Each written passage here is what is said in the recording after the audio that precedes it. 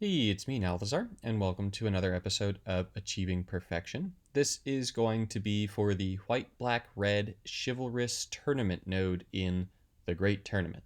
So per the usual, I'm going to go ahead, show off the decks that I would suggest, and then I will get into the node. I'll go over deck building for people who cannot make my decks, and then I'll go over why I chose the decks that I did. So for newer players, you're probably going to want to go ahead and use Gideon for this, and I would use a deck that looks something like this. Keep in mind, the mythic here is an event reward.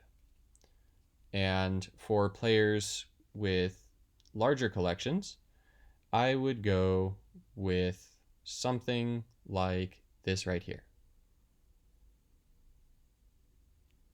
All right, let's get into the node itself. So this particular node, Chivalrous Tournament, is going to require us to summon 5 or more knights, soldiers, or warriors, and deal 15 or more damage during a turn. Now, this is summon, this isn't cast, so tokens work for this. Tokens are our best bet, so that's why you'll see that in my decks I'm going with tokens. The permanent support is mostly pretty useless. So it says when a buffed creature you control attacks, your knight cards gain 2 mana.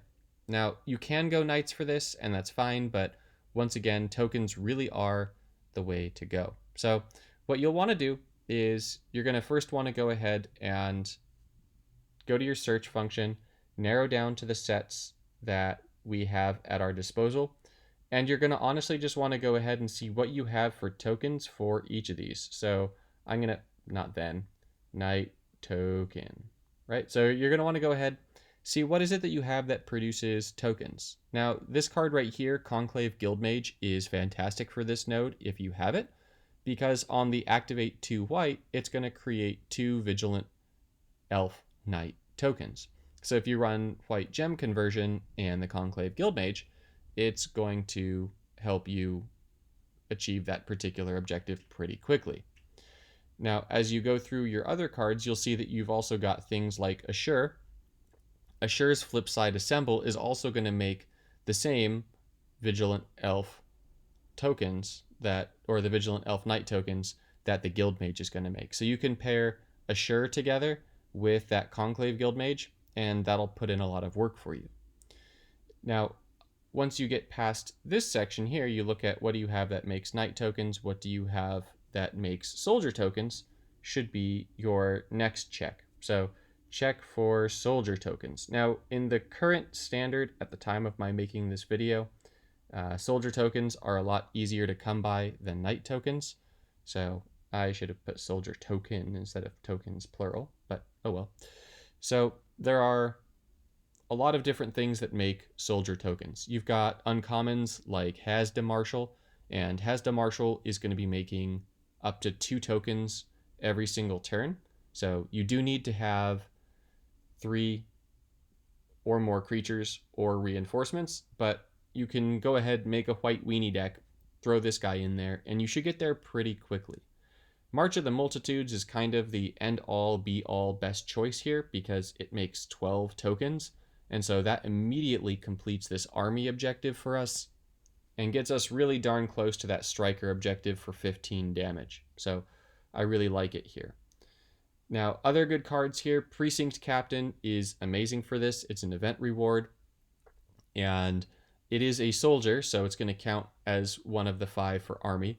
And then whenever it deals combat damage to your opponent's planeswalker, you're going to create another token. Now, as this creature has double strike, so it's going to be hitting twice, it's going to go ahead and create 2 tokens every time it attacks. So with Precinct Captain, you just need it to attack twice, and you've completed the army component of your objective. And you don't need it to attack that many more times to go ahead and deal that 15 or more damage during a turn, because it swings for 8, and so you just need, 7 tokens to fulfill the rest of this right here. So pretty quick. Pretty quick. You can also go with something like Ancestral Blade. So Ancestral Blade is an uncommon. It's going to make 2 soldiers as soon as it enters the battlefield. And then while it's on the board, it's going to buff your first creature. So if you're using a Gideon 1 deck, then it helps with that creature that you're buffing first so that it doesn't die when it's got Vigilance. And the last thing you're going to want to do is, for this one, you'd honestly just want to go ahead and type in Warrior. You don't want to type in Warrior Token because there really aren't Warrior tokens. So there aren't many. And you can go ahead and see what Warriors you have. Now, honestly, your best bet, go with whatever it is that you have that makes tokens, because you can make multiple tokens at a time, and that's going to help you with both of these objectives really quickly. Now, the decks themselves. The Gideon deck is pretty straightforward. It plays as a Gideon 1 deck. You're going to get creatures out, and then you're going to buff them up, and you're going to win. So we've got gem conversion. Gem conversion is essential. I chose white gem conversion, so we've got Idyllic Grange and Gateway Plaza. They're both going to convert to just white for you. It's got that precinct captain that I was talking about, so he's going to make all those tokens for you for your soldier objective. So ideally, he's going to help you complete that. We've got Knight of Autumn, and we've also got True Fire Captain. So True Fire Captain's a knight. Knight of Autumn is a knight. Knight of Autumn is going to get you a little bit more support destruction, and it's also going to give you some life gain, which is nice. And the True Fire Captain is a great target for you to put Gideon's first on. So this is a great thing to give that vigilance to because of the double strike. So it'll give you a lot of very strong board position. Now, I like Precinct Captain better for that role, but having both of them just makes you more likely to get one of them, and that's really helpful. If you don't have Gideon's Phalanx, don't worry, this deck functions perfectly fine without it, but it's just a great way of getting that army objective down a little bit more consistently. Consecrate is an amazing removal spell, so we use the flip side, Consume, and it destroys the first creature your opponent controls with the greatest power. Then you gain life equal to that creature's power. So this one here is great. It destroys a creature, it gives you life, it is fantastic.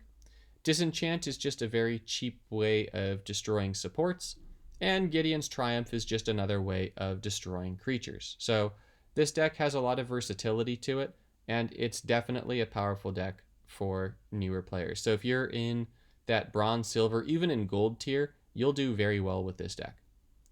Now, for those of us that have more at our disposal, I would advise that you use this deck right here. I wouldn't even change a single card in it. It is great.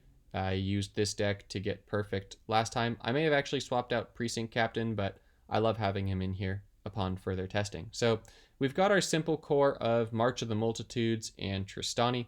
Tristani is also going to make the soldier tokens, but in conjunction with March of the Multitudes, you get one of these down, and you've completed both objectives. For that matter, you just need to get one Precinct Captain down and one Tristani down, and you will complete both objectives also. So they are a very nice little triad together. Killer Instinct is going to ensure that we get Tristanis and Precinct Captains very quickly. And with Killer Instinct, it normally destroys a creature at end of turn, but both Tristani and Precinct Captain are going to be making 2 tokens. So we will not be losing either of them to Killer Instinct. For gem conversion, I went with blue gem conversion just because this gives us spells back and this draws us cards. I happen to feel that out of the current cycle of lands, the blue ones are the best. Surprise, surprise. For removal, you'll see my usual. I've got the Death Sprout and Casualties of War duo. They just put in so much work. Chord of Calling is just going to more consistently get us Tristani or Precinct Captain, whichever we need. And of course, Finale of Revelation is to give us a little bit of extra card draw. So if you go with this deck, I can pretty much guarantee you'll go perfect, unless you get like some crazy crash or just something horrible happens. But this should absolutely get you a perfect score. So I hope this all helps you. I hope you get perfect, and I'll see you in the next one.